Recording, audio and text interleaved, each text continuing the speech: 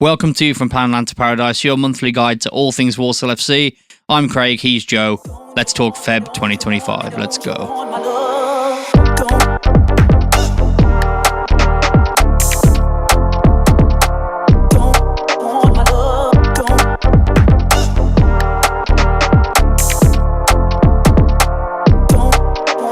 So, Joe, I suppose the best place to start is, are you renewing if we bottle the promotion?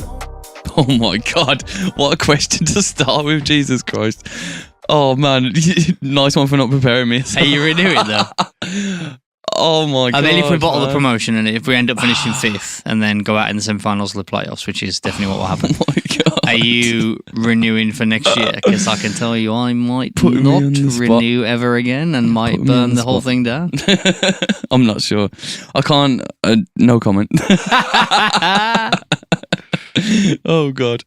Well, on that note, let's talk about the results of February 2025. So it was a bit better than the end of January, because the end of January was pretty bleak, but there were definitely some missed opportunities in there. We started off on the 1st of Feb at home to Salford.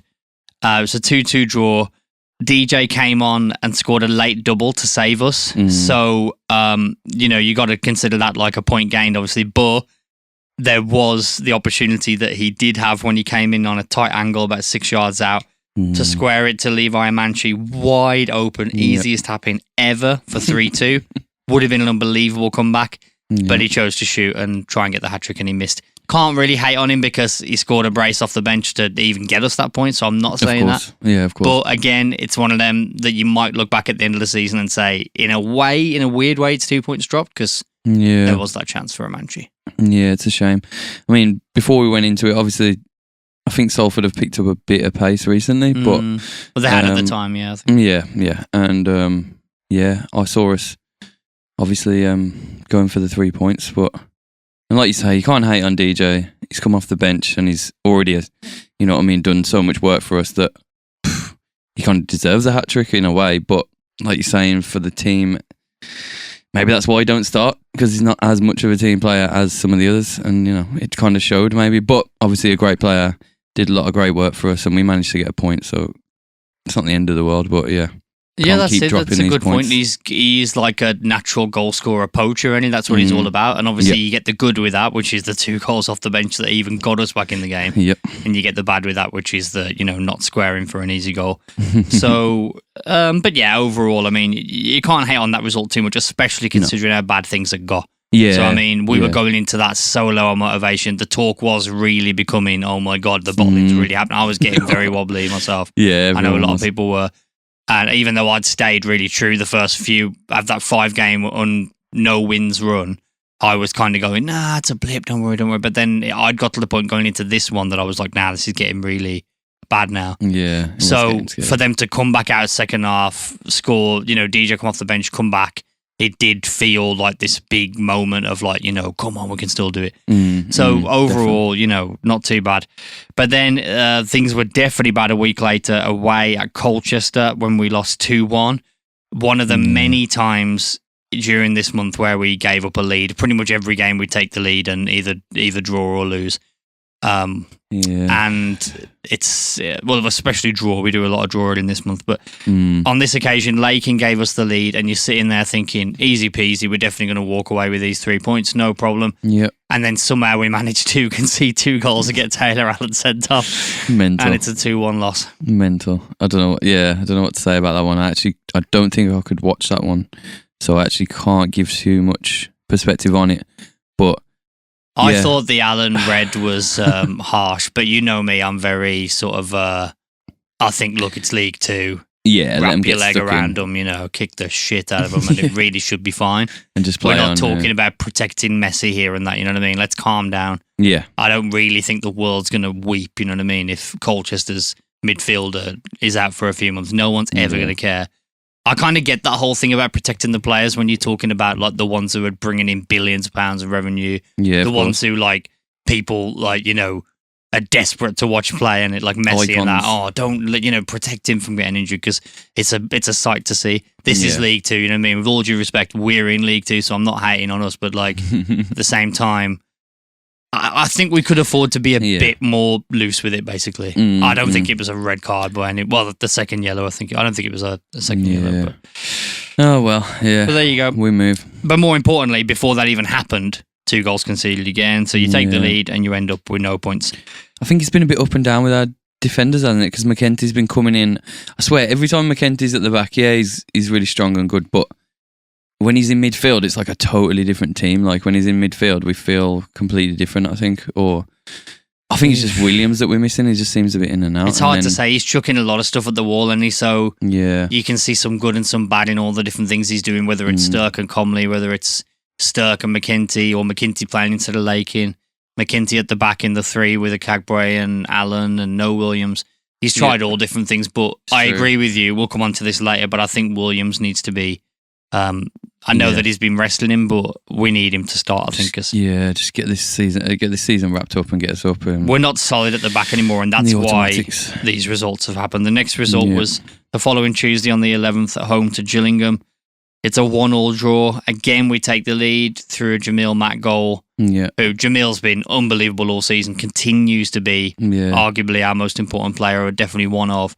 Yeah, and again, we squander the lead. We don't have a God-given right to keep a clean sheet every game, but we were doing it. We were keeping loads of them for months before, and we were, that was kind of like the bedrock of what we were doing before Christmas. It's gone away now, isn't it? Yeah, like 4 solid months of clean sheets, basically, and just pure goals.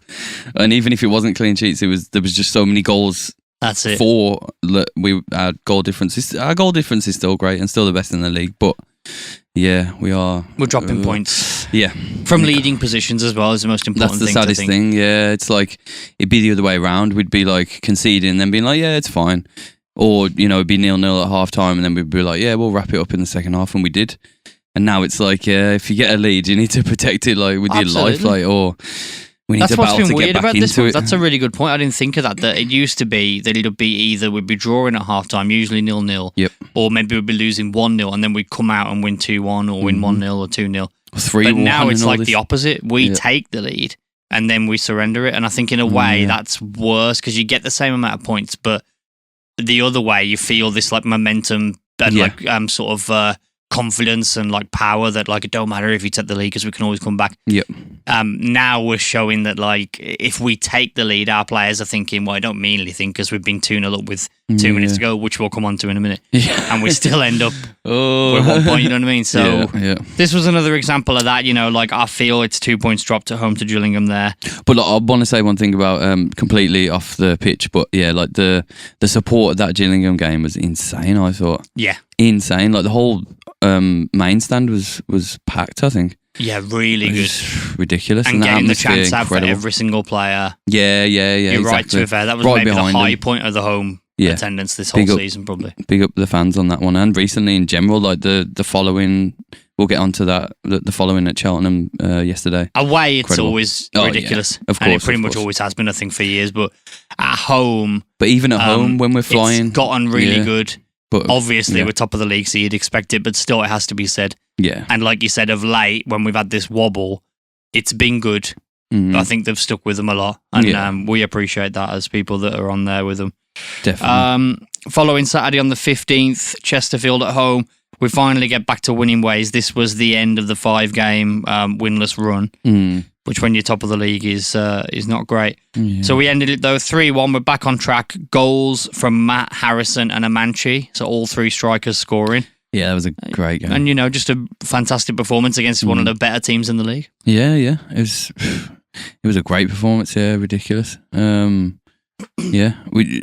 felt like we were just like, we got a draw the last game, and then it's like we need to really come out, and we did. And then it's like, the momentum's coming back, and again the support was great, and it was a great game. Great game. Absolutely, and then we made it back to back for the first time in a long time when we beat Morecambe away from home 2-0. Allen and Jellis goals after Morecambe went down to 10 men. This was a really comfortable, comprehensive win, I thought. Yeah. They played some all right stuff, to be fair, but we never looked too in danger. And then once they went down to 10 men, we just walked away with it. Yeah. And this was our only clean sheet of the 6 games. Again, that being the worrying thing. No way. At least we got a clean sheet there. But that's obviously the consistent worry in the last couple of months since Christmas, really. But I mean, yeah, it was a great performance though, so can't complain about that. And I think, I got married on Friday, and then on Saturday, well, I watched them win 2-0. It was fucking incredible. I mean, congratulations on both. I don't know which one was probably better. But it was the Morecambe, the famous Morecambe away win. I don't know what you'll remember more in 20 years, to be fair, the marriage or the 2-0 away win at Morecambe. Oh, it was a beautiful weekend. Well, then we went away again last night as we're recording. We're recording this on Wednesday the 26th. Mm-hmm. Last night on Tuesday the 25th, we went away to Cheltenham. And let's just say I was watching this one. I was watching it on Sky Sports Plus. Same. That's right, because because I have a Sky Sports Plus subscription. Exactly, thank you. Because I was just trying, to think about where they have it. But yeah, Sky Sports. That's it. That's Come on, one, Sky Sports Plus. Only, you know what I mean? Frankly, I love it. To be fair, I think it's a great service. And anyway, I was watching it, and we went 2-0 up.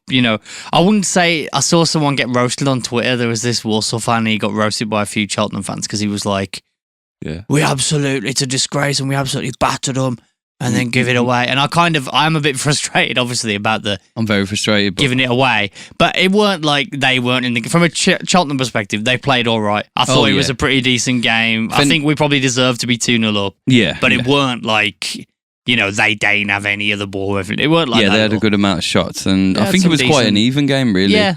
It was a good game overall. Even game, but I think we had a bit more quality. So in the end, 100%. You'd be 2-0 or even 2-1 when they got the one back. You'd say, okay, fair play. Yeah, I was like 2-1, okay. Yeah, fair enough. But to Miller surrender as well, 2 goals, one of them by old boy Miller, oh God, in added time. To be fair, that lad, is it Thomas, the young lad who came on for them?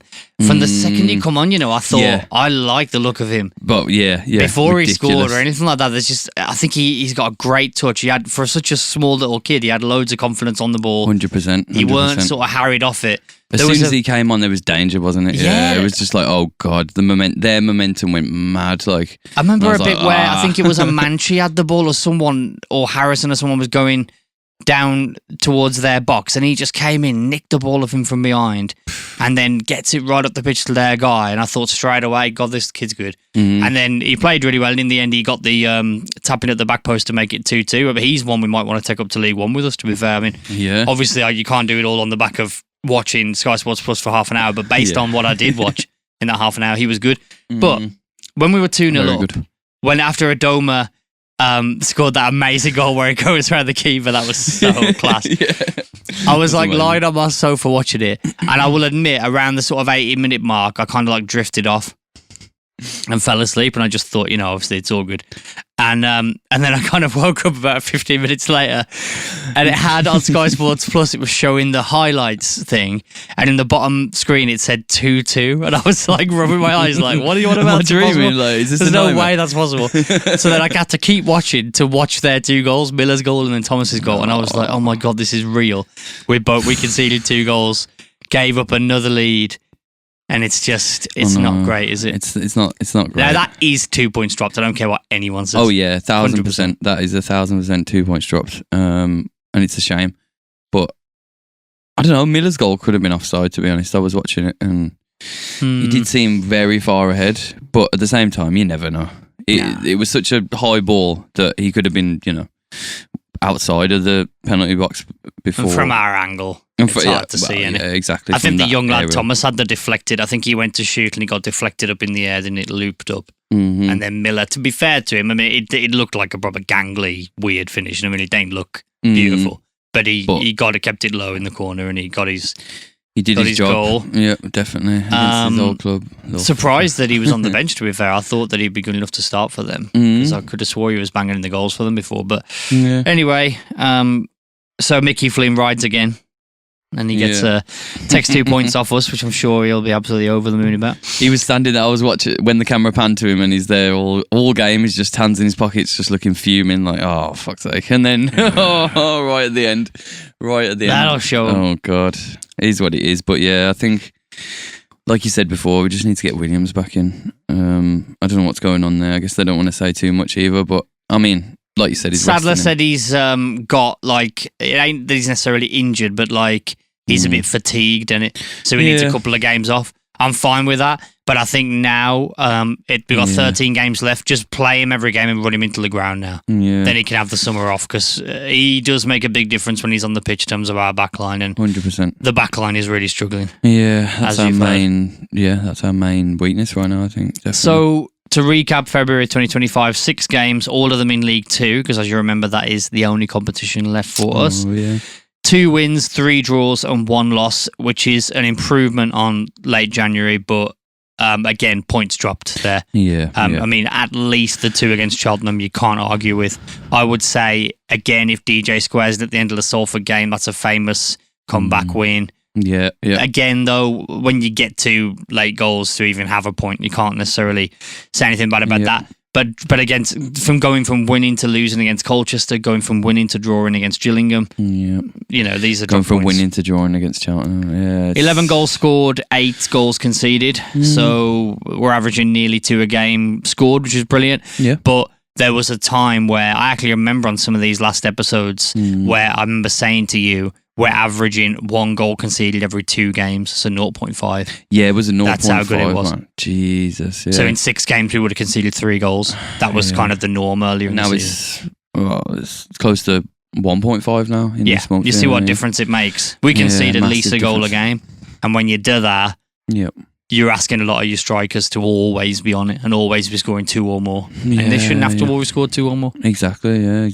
Gillingham game, Matt scores 1 goal. That's a win. It's fine. Just relax. You get the win. Colchester, Lakin scores 1 goal. It's a win. You don't let them come back and score a goal, score 2. We never used to concede chances. Yeah, exactly. Yeah. There was a time where we don't even have shots on that goal. I just don't know what's going on. Oh, I don't know. But it's a bit weird. I feel like we spent a lot of time saying we're a second half kind of team, but maybe we're more of like a coming back kind of team where we need to go down a bit to go, oh shit, we need to properly work now. That's true. You know what I mean? So maybe like going up isn't actually the one for us in the first half and stuff like that, going up, and then we're in this false kind of thing, whereas like we're winning, we can take our foot off the gas a bit, but really we need to be stepping up in exactly the same way that we have been in the second half to secure those 3 points that we've. It's a fantastic point. I think it could be either mental or tactical or a bit of both. I think Sadler maybe needs to spend some more time now working on what do we do when we go 1-0 up. Yeah. Because like you said, we've definitely got it down tactically and mentally. If we're drawing or we're losing, we seem to be good at that. Yeah. But there's something about if we take a 1-0 lead or even a 2-0 lead, that sort of game management. I saw someone say on Twitter as well that they were kind of putting the boot in a little bit to Sadler, that we could have had a couple more late subs. Obviously, he did the 2 striker change on the 60-odd minutes. He does that every game. Yeah, I like that, by the way. I think it's working brilliant. I like that as well. It's a bit predictable for the opposition, but it works for us. Yeah. But then later on, I do tend to agree, around about the time that I was nodding off, he might have wanted to, sort of add a bit more energy. Because they're tired, aren't they, as well, probably. And like you said, you can manage the game a bit better when you've got a bit more energy. Then you can sort of, it's easier for someone in the midfield or on the fullbacks or something to win the ball and then charge up the pitch with it, get us away from our goal. You don't get penned in as much, and break it up and just There's definitely something going on there that we can't hold on to a lead. And like you said, we're actually better off being 1-0 down on 70 minutes. Yeah, or even just 0-0. More likely to win 2-1 then. Yeah, literally. Yeah. Literally. So, it's like the boys need this kind of like this fight back kind of comeback mentality that like drives them to a win, rather than being like, oh, we just scored and we scored again. We can just take our foot off, but then now you need to just go extra hard now. They need to know how to see out a game. Yeah. But we mentioned there, to go on some talking points about the month overall, we talked there about how it seems now after the dust has settled after Low, we had a really tumultuous time there. I think we can definitely draw a line under that now and say that's no longer a problem for sure. Yeah. I think that we're playing Matt and Harrison to start with, and then about 65 minutes, Adoma and Levi come on, and I'm really happy with all four players, basically. I think it's great. Super happy with that. Yeah, super happy with that. I mean, Harrison's doing great. Gordon's got another knock, hasn't he, or something, Josh? Yeah, I mean, I keep forgetting that we even have him, to be fair, because he comes on and then he gets a knock. And he's so injured. Yeah, it's sad, but... and we've got Wheatley as well, but again, you even forget. Yeah. It's good to know we got them two there waiting in the wings, but for now, I think for the rest of the season, that should be the game plan. Yeah, 100%. Start with Harrison and Matt, unless there's a specific opponent and you think there's a reason why, because you do want to mix it up a bit. Maybe there's a reason to play a Manchi or a Dome or whatever. Yeah, but so I think it's working. I trust Sadler, obviously, but yeah. What do you think of Harrison? Yeah, really like him. To be fair, really like him. Yeah, he's got that. He's got Low's kind of drive. I don't think he's got as much just raw kind of talent as Low, but well, obviously, or else he won't be playing here. But he's got that experience as well to just get the goals in and do the kind of DJ job of tapping in, but also press more than DJ does and be more of a team player than DJ's. And DJ as well. We've got three strikers that never start. 7 strikers. So we've got 7 strikers. If you count Adoma as a centre forward, which is kind of what he seems to be now, sometimes he can play right wing back as well. Yeah. Which again is another option. Just I think we need to be using more. Especially in them moments where we're getting tired. Barrett definitely seems like someone who's getting fatigued 100%. from playing every single 90 minutes, every single game. He's always expected there Tuesday, on the wing, Saturday. just whipping them in and taking players on. He has not had a break all season. Nah, literally. So you might want to start thinking about 70 minutes, get Adoma on for him. Yeah. Bring on Levi and DJ up front. I swear we've seen that in past games, but it hasn't been a while since we've Not saw often it. enough, but we have seen it. I think it happened in the game when Levi and DJ came on against Salford.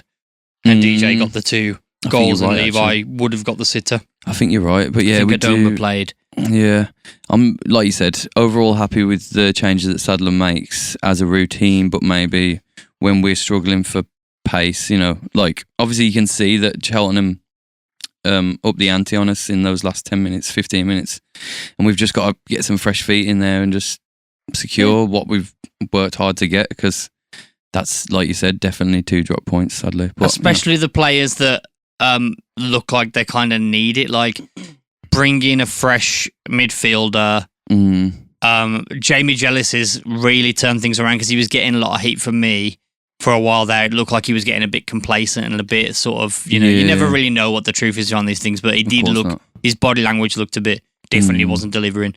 He has, I think, in the last sort of 5 games, improved a lot and got back to where he was. Really important. 100%. And giving so much energy and work rate. But at the same time, that comes at a cost. So 70 minutes, give him a break. Yeah. It's not like a punishment. It's a reward. Yeah. He's knackered. If anything, coming off should be a sign that you've done your job. Because you're knackered. That's why you have to come off. Yep. Otherwise, if not, you could just be on because you barely move. We don't want that. We want players who would work so hard.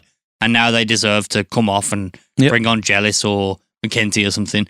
Yeah. And or the same even a centre back, especially Connor Barrett right on the right wing back, whether it's a Simway, Adoma, or even a Simway, that lad who we never ever get to see. Exactly, and like Weir as well for like. If Gordon's getting tired, but to be honest, there you go. Liam Gordon, I don't think he ever gets tired. He rarely gets tired. Taylor Allen could get tired though. Bring in Weir for him. Exactly. There's just loads of things. Yeah. I don't know. I'm sure he'll figure it out, though. I'm sure he'll figure it out. But basically, I like the idea of the starting front 2 and then the front 2 come on 60. They're all contributing in their different ways. And Harrison looks good. But the biggest problem, like we said, is 1 clean sheet in 6. So we need that solidity back. We're not. And I think we probably both agree that a big part of that is Williams. We probably need the Williams, Akagbue, Allen. Yeah. Just that back 3 every single game now till the rest of the season. Partnership. Unless they're injured. It don't matter if they're tired. I mean, I'd rather have a tired Williams in there because I feel like he's got that little bit of extra quality that is really helping us out. Yeah. Bind. You never can say, can you? But, you have the feeling, don't you, that when that thing gets looped up yesterday, Yeah. Is he there heading it away? Yeah. Is he there at the back post when that other guy, because he is there a lot of times. He is definitely, in that crucial kind of, the last kind of chance to get it away from our goal. He's probably, I don't know if he's the tallest, but he looks it though. Yeah, I'd say he might be the tallest of our back three. The game saving blocks, the amount of times he'll dive down and slide tackle in the box, perfectly win the ball. Yeah, crucial tackles. The headers away. He's quality, and he would do well to keep him in the summer. Maybe this is what Sadler needed to realise that, I need to be playing this kid all the time, basically.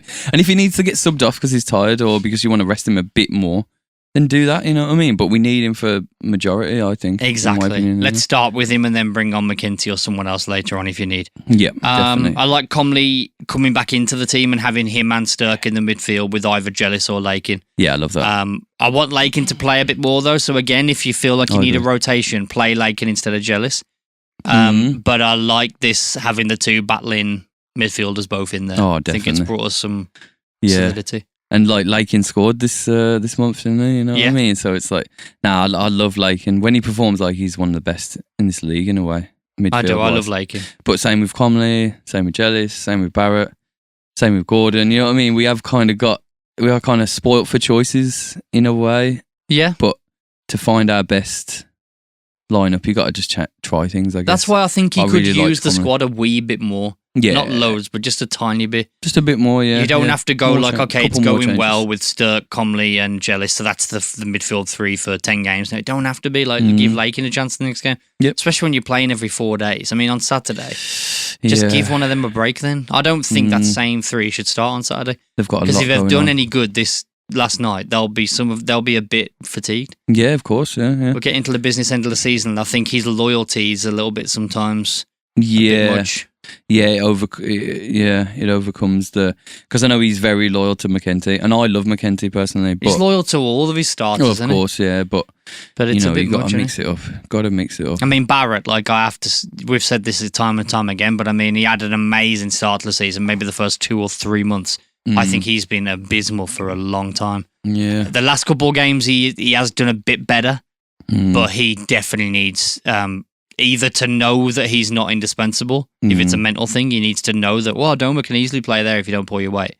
Or he needs to have a break. You never know, that's the thing. And when he keeps him in there, he opens him up to criticism from people like me then about, he ain't bothered, he thinks he's too good, whatever. Yeah. That might not be true, he might just be knackered. Exactly, it might not be true. Yeah. You know what I mean? Just take him out the forward line, give him a break. Like playing Matt when he's just not fit at all in the last season or the season before. He's got previous for it, and he loves playing a guy over and over and over again when he's terrible. He's done it since he started it. Yeah, or he just thinks this is what has to work, so I'm just gonna put it out there and put it out there and put it out there until it works, and sometimes it doesn't. But overall, I love Barrett, and I think I do love him. I'm not going to take away what he did already. Incredible, man.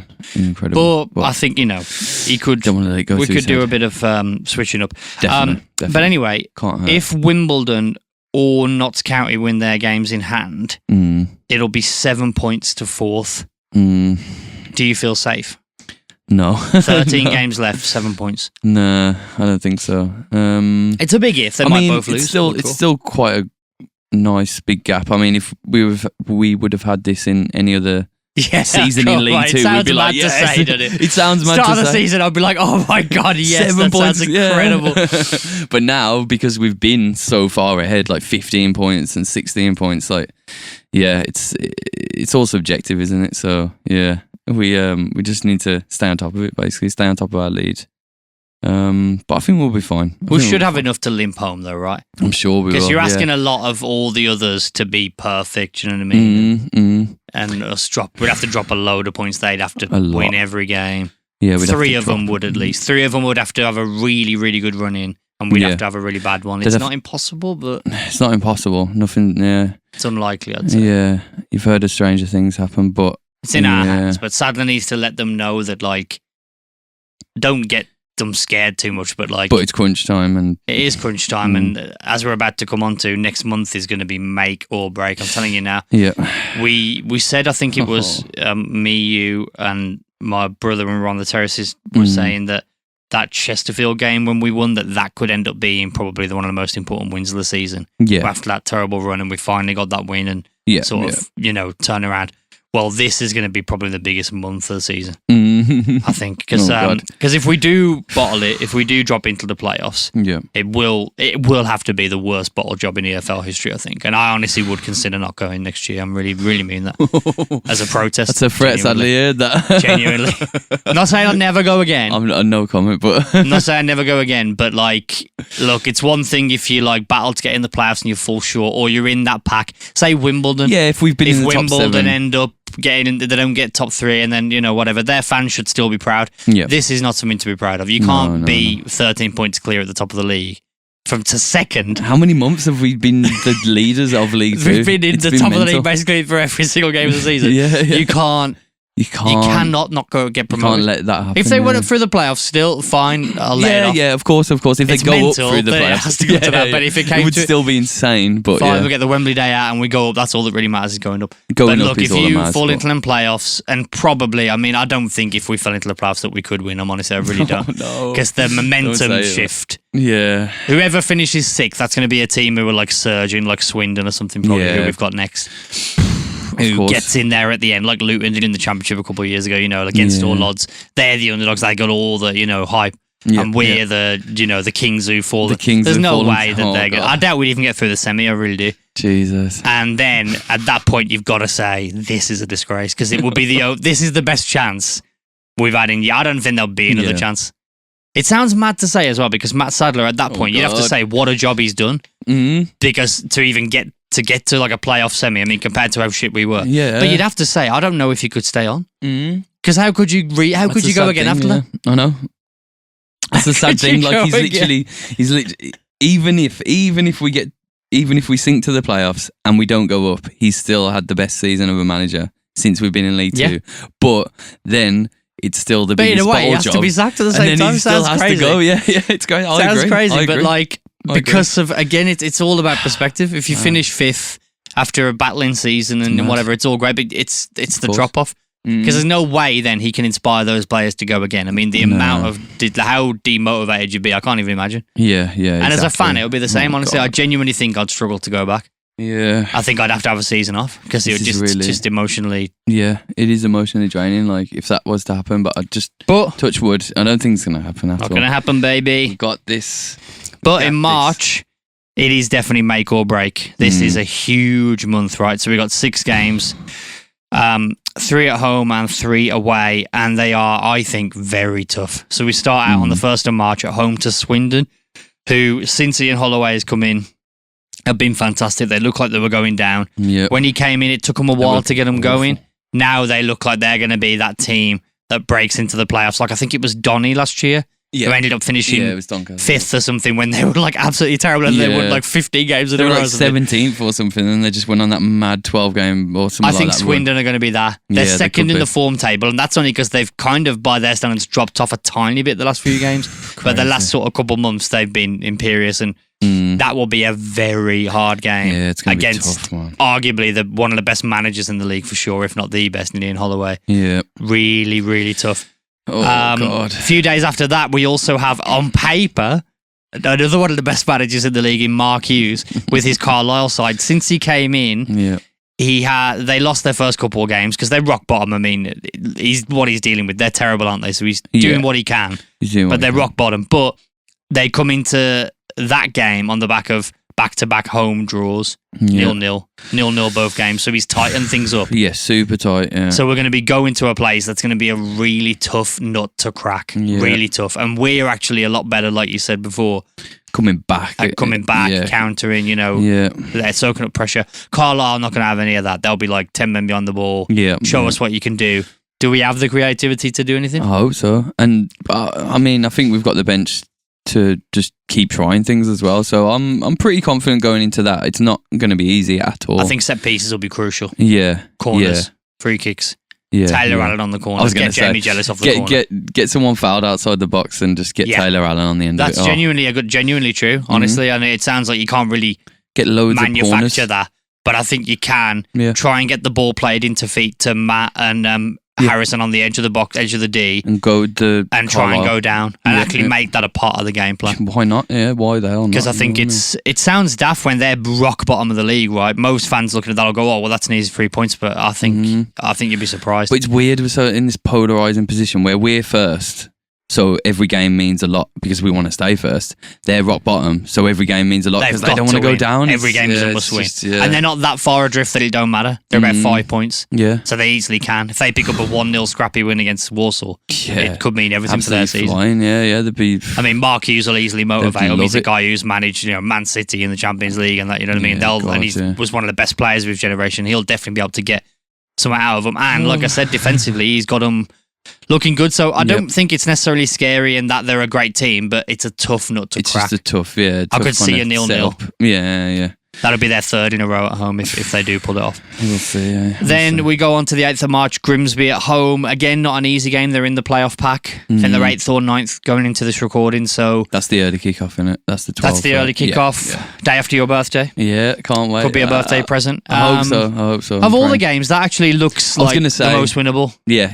Or the most should win. In my head, that is the most winnable and definitely should win. Because we're at home, that has to win, if anything. We should remind ourselves to say to the lads, we are top of the league. Yeah, we're top of the league. Just because they're in the playoff pack and they're a pretty good team. I mean, we are the best team in the league, so really... best team in the league. They're going to be doing everything just like we've seen. Every team against us just puts everything into it because they want to beat us, we're the trophy team to beat, what I mean? And Grimsby will be no different because like pretty much every game in this run, they have something to play for. As do a week later, Bromley away from home. They again have they had a really good start to the season after coming up, which I thought was unbelievable. Then they had a big drop off, and now they're kind of coming back again at the right time. So they are as well not too far off. They're in the kind of Grimsby zone. They're in with a shout at getting in the top 7 for sure. And Michael Cheek is outrageous and cannot stop scoring goals. He's took his level from from before right up.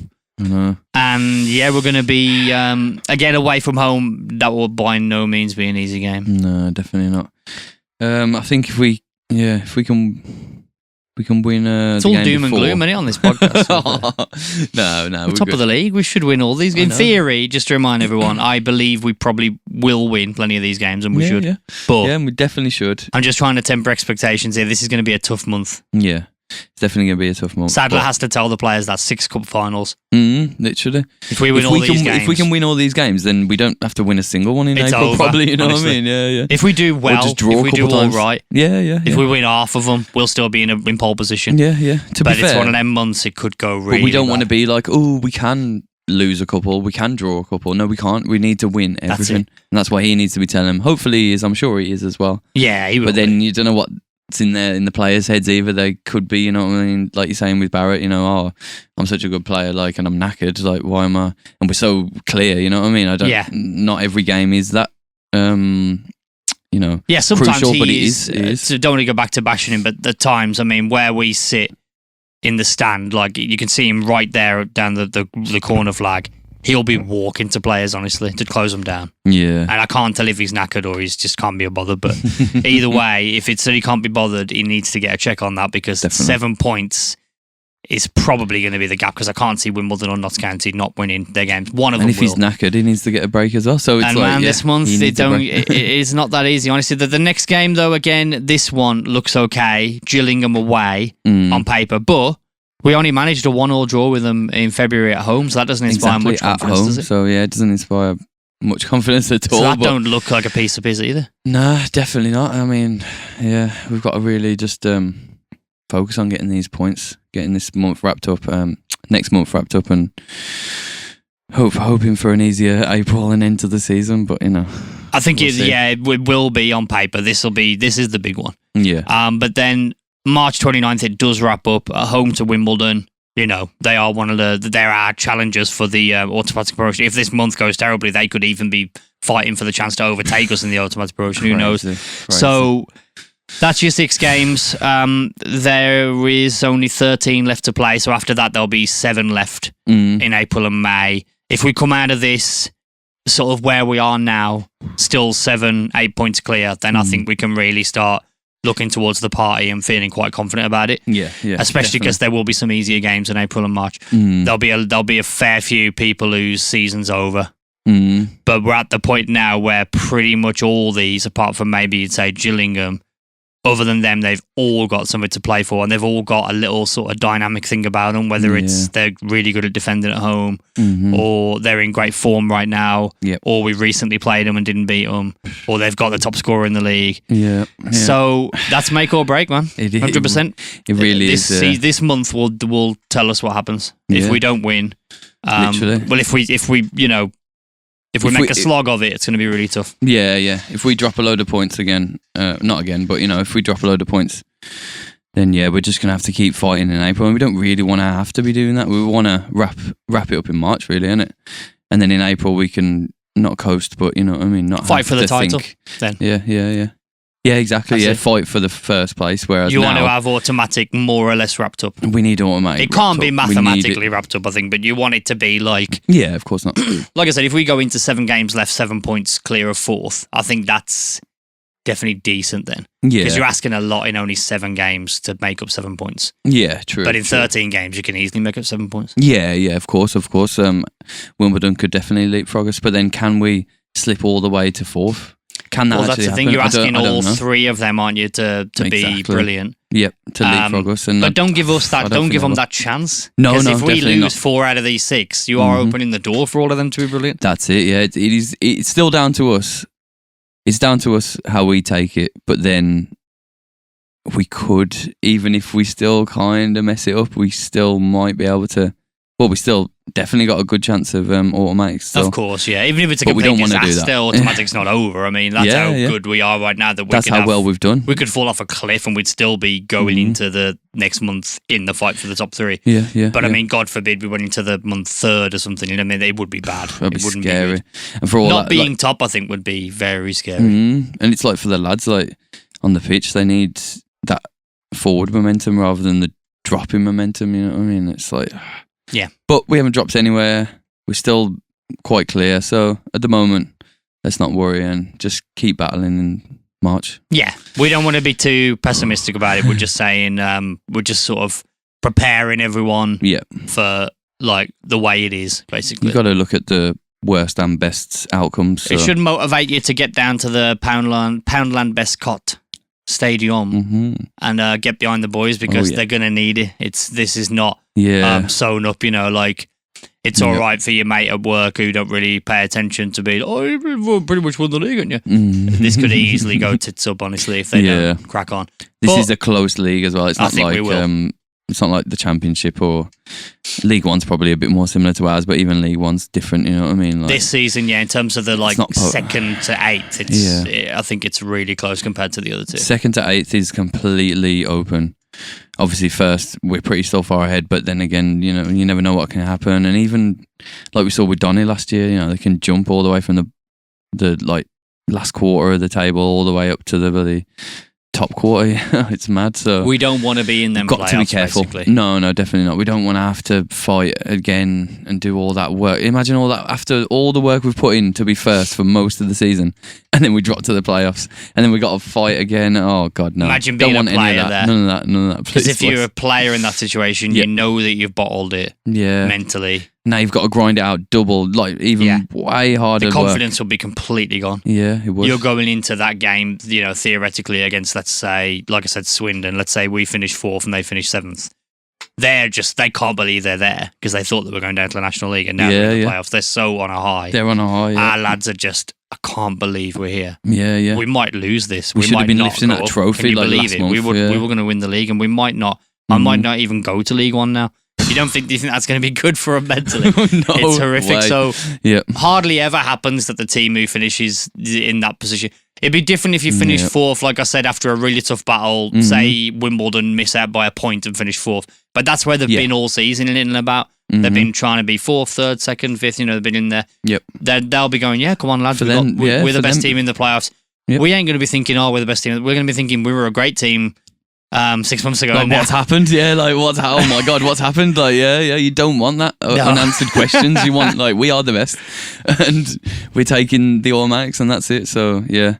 But I think the good news is, I think the wobble's quite over, actually. I think because that 5 game was the real wobble. I think the lads have shown 100%. now that, like, I mean, what is it now? So that's 4 games without defeat now. Yeah. So they've shown that they're not, and even that, even if it's 4 draws and 2 wins in the next, just keeping it going. That would be the main thing. Try not to lose any games. That's it. Yeah. Just don't lose. At least you're unbeatable, and then you'll keep chipping away, picking up points, and I think we'll get there. So yeah, if we've got 13 games left and we only get 13 points, or just a bit more, then I think we'll be all right. Unless Wimbledon absolutely win every single 20 game. 20 would probably be enough, yeah. A couple of wins and the rest of draws would be fine. Yeah. But we just need to not be losing. And I don't think it'll come to that. I think we'll win a lot of, especially the home form will be important. We should win. I reckon we'll win at least 2 of the home games. The Grimsby home game should be a piece of piss. Yeah. And I think the Swindon home game, in a weird way, this weekend. Yeah. Because in a way, the fact that they're in such good form, it's like every gambling man says, isn't it? You know what I mean? That has to come to an end sooner or later. So in a way, you might be thinking, oh God, these are in brilliant form. And our shakiness has got to come to an end as well. Sooner or later, they'll have a dip, won't they? And their fans will be, oh my God, why have you had a dip? So our dip's coming to an end. Some of these other teams is going to start. We should be all right. But anyway, we don't want to be too pessimistic for you people, but we hope you enjoyed listening to From Poundland to Paradise. Like, subscribe, tell your mates. Get on the socials, get down the Poundland best cart. Yep. And let's just finish the job now, eh? That's it. Up the Saddlers. Let's go. Peace.